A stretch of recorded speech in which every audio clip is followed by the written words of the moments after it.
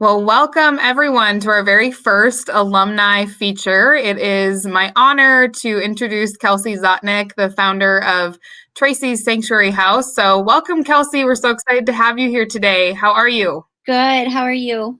We're good. Just living in the 2021, virtual interview series. And so, really, our goal with the alumni feature is just to showcase all of the NDSU alums that have gone on to build their own organizations, whether that's for-profit, nonprofit, everything in between. And so, first question we'd love to just hear from you is, how did Tracy Sanctuary get started, and what made you decide to found it? Yeah, so Tracy Sanctuary House was started due to my mom passed away in a motor vehicle accident. My family was going to drop me off at college in Chicago, and on the way home is the accident happened, and it was really founded out of necessity. My family was far from home. They were in Barnesville, Minnesota, and we didn't have any place to go after my mom was life flighted to the local hospital in Fargo. And so we had all these family members by our side, and we didn't have a kind of a suitable place to go or grieve after my mom passed away that night right away. And so it kind of planted the seed of providing a hospitality house for families who are in our similar situation. So anyone that's in a medical emergency, being away from home in your comfortable bed and being in a sterile environment of a hospital or an emergency room was just kind of unnerving in that scenario where we couldn't really congregate besides in a hotel lobby. And so that planted the seed of why we wanted to start Tracy Sanctuary House, and kind of in our own hometown, because we know that Bismarck is a hub for a lot of the western part of the state, out to Montana, down to South Dakota. And so we're the major medical hub for a lot of emergency situations here.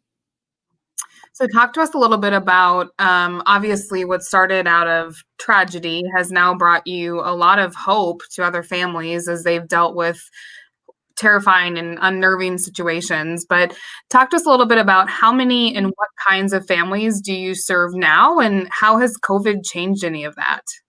Yeah, so we've been open since 2005. My mom passed away in August of '04, and by December of 2005, we've had the house up and running, our 501c3, fully furnished. And we help families primarily with emergency situations. So those NICU babies that are born prematurely or unexpectedly, or just maybe they're born full term, but they don't have all the medical needs that they might have in rural towns. So they will bring them to Bismarck, and then the families are displaced while they're in the NICU. So we help with short-term situations, 24 hours, an accident happens, a family member dies, or all the way up to long-term situations with cancer patients, dialysis patients. Sanford is a transplant center now, so we've had transplant patients from Montana come out our way to do like kidney transplants and things like that as well. So anyone that's really under the medical umbrella can stay at Tracy Sanctuary House.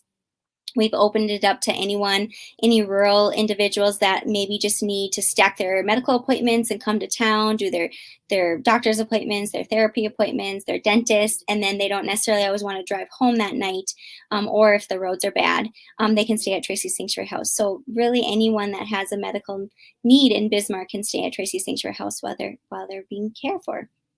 Well, that's incredible. And I think, one of the things that we know about entrepreneurship is that the path is full of twists and turns, and where you think you're going to go is often not where you actually end up. And so thinking about, the social entrepreneurship piece, it's even harder. It takes guts to try to solve a really tough community-based problem. And so as you think about your journey, that's now many, many years in the making, what are some of the obstacles that you've overcome, and how have you done that? Yeah, well, COVID this year has been very difficult for us. We typically have been able to have 5 families in the house. We have 7 bedrooms, but every room could be, 7 beds and 7 beds and 5 bedrooms. And so typically we can have multiple families in the house. It's like a shared community. But this year we had to kind of change that because we can't all intermingle, and if people are intermingling, they can't go in the hospital. So this year has definitely been trying, but we've been full and we've been able to manage, and we've never had to close, we're very fortunate that we can do that because we're kind of a small organization and we kind of run our own run our own rules, and we still follow all the guidelines, but we don't have to like abide by a national organization telling us what we can and can't do when it comes to safety and things like that, besides the CDC guidelines. But we've had a lot of obstacles. Mostly it's been awareness. There's just not a lot of a lot of people don't necessarily know about Tracy Sanctuary House. We're 16 years in the making, and we've helped over 4,000 families stay at Tracy's through the years. But a lot of people still don't know about us. And part of it is just if you don't have a need or haven't ever been in a scenario, maybe you just, it's like that awareness piece. Like you don't really think or hear, when you hear it, it doesn't resonate with you. But the minute you hear someone or been in a scenario where you've been displaced, then it kind of resonates with you what we are. But just awareness. We are a grassroots organization. So where one person ran, we've been 100% volunteer ran up until 2016. And then I took over as the executive director. So it's been a lot of just marketing and digital website stuff that I would have, just doesn't come, and it's all costs money. And with a nonprofit where we don't actually charge anything for people to stay unless it's a long-term scenario, that all comes with funding and money. And so we don't have any national funding. We don't have any federal funding or state funding that support Tracy's, besides just individual donors and people who stay here. I do apply for some small grants, but mostly it's for project-based grants for the house. It's not necessarily for operational funding. Yeah, so you wear a lot of hats. This isn't just your only gig. You've got many other things that you are spending your time on. So as you think about Tracy's, though, have you had conversations with your family and your board and your team around what is the long-term vision of the organization, or has that continued to change as life has changed? Yeah, so I always thought let's everyone ask this question. This is a funny question. They're like, do you want a franchise, or do you want to have Tracy's in all other states? And, yes, I have big goals, but I also know that it takes a lot of work and funding, and our back is up against the wall every year just to raise enough funds to keep our doors open. And so thoughts are, my initial goal was I would just like this house to be funded in perpetuity. So creating a foundation or endowment fund, and then having people raise enough money so this house can sustain on its own. And then we could talk about doing a long-term housing house, or separating the long-term housing from the short-term housing families, because we have a lot of cancer patients that use us. Cancer Center does have apartments in town, but if you aren't doing radiation, but you're doing chemo, there isn't availability for you at the Cancer Center. And so a lot of people aren't aware of that. So there is a lot of people that are looking for like Airbnbs, and they are about $2,200 a month minimum to stay in Bismarck. So my goal, I always have said I'd like to do short-term housing and then have like an apartment-based, like a 4-plex or 6-plex for long-term housing scenarios. But it all comes down to funding. And I just know that I will do 2 steps forward, and I have a goal of where I want to be, but I get pulled back every once in a while, and I'm mission-based. And as long as we're helping families today, and we're keeping the doors open, and we're doing everything we need to do just to help the 4,000 families that we've helped, that's important as well. So I've kind of come to terms that I just want to have this house function really well, and I want to fund everything we do, and I'd love to sponsor families and be able to help families as much as possible. So fundraising for Media House is kind of our long-term goal, and just maybe having an endowment for perpetuity where we could skim off the top for operational expenses like staff.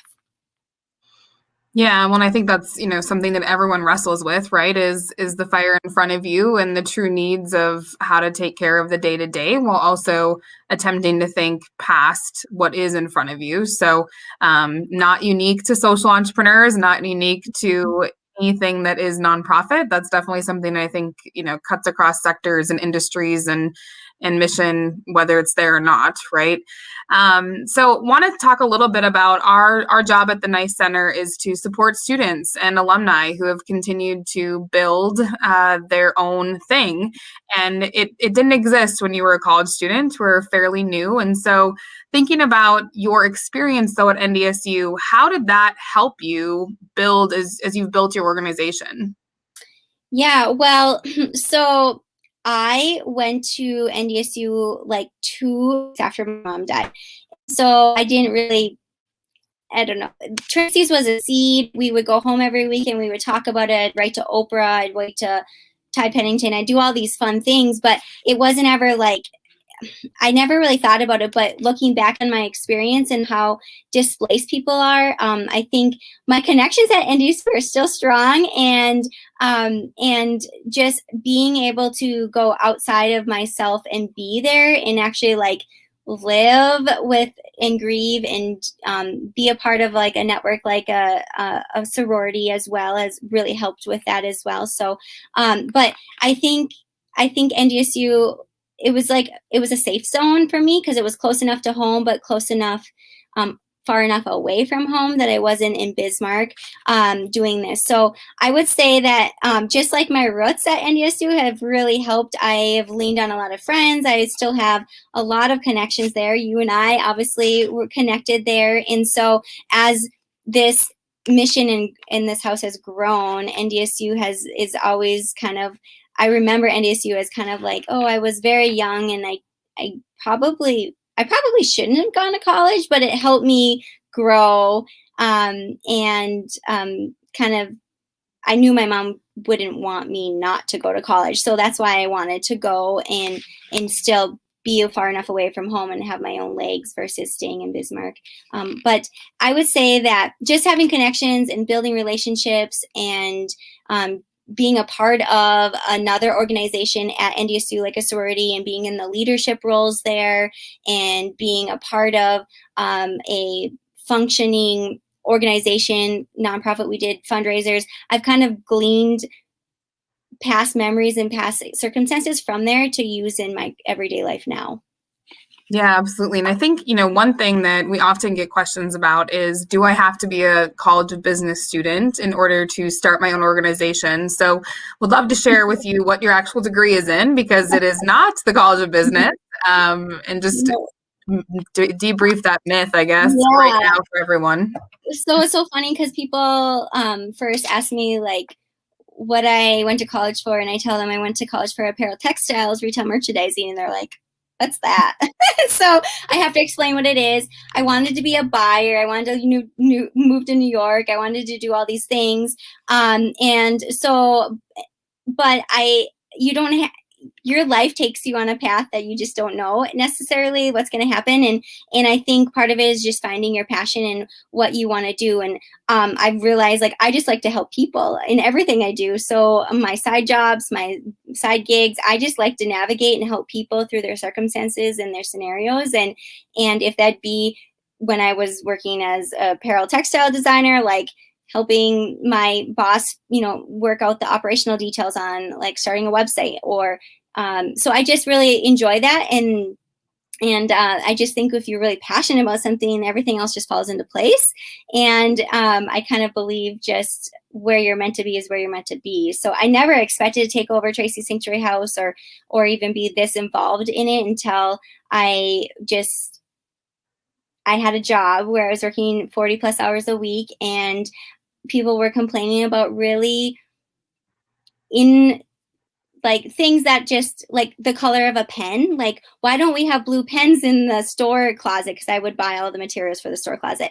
And I'm like, because we didn't have blue pens this month. And it was making a little thing out of a big mountain of complaints. And I would go do that. And then at night I would go check someone in that has a baby in NICU that maybe doesn't have a very good prognosis. And I was like, these things just don't add up. Like, that people are, so far removed from like what really matters. And so I wrestled with that a long time. And I finally was like, I just want to take over 100%.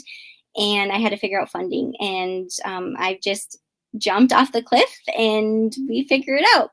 So.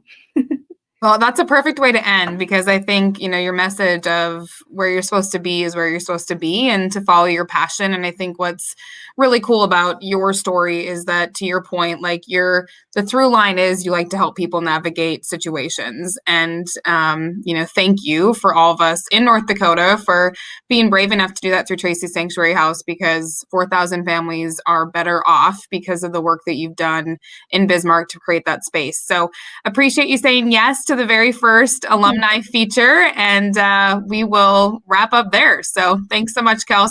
Yeah, thank you so much for asking me. Yeah, talk to you later.